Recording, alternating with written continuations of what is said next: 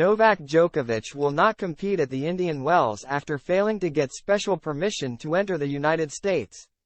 President Joe Biden has been told the outdated vaccine policy that caused Novak Djokovic to withdraw from the Indian Wells is costing the U.S. government £67 billion.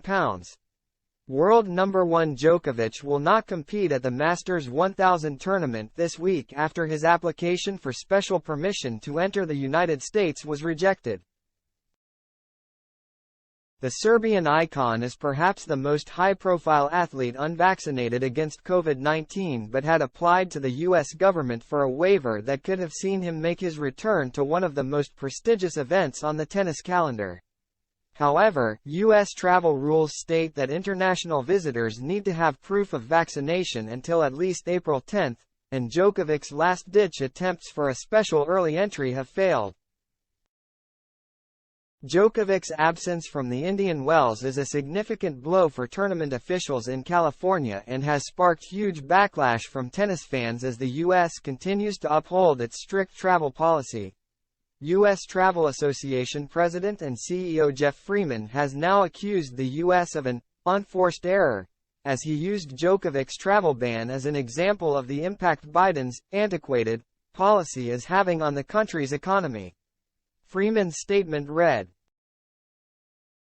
"America's outdated vaccine policy for international visitors is an unforced error that is contributing to an $80 billion, £67 billion, loss in foreign traveler spending.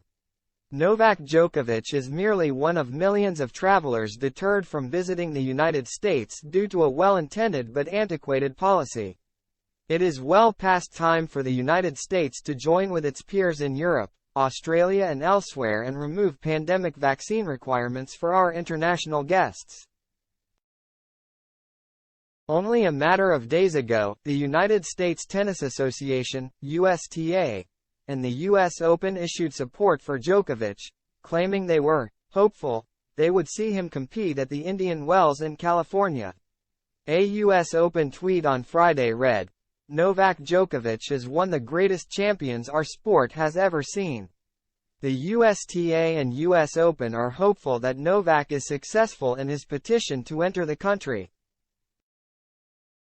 and that the fans will be able to see him back in action at Indian Wells and Miami." Djokovic also missed the US Open last year but is set to return to Flushing Meadows for the summer major with travel restrictions dropped in early April.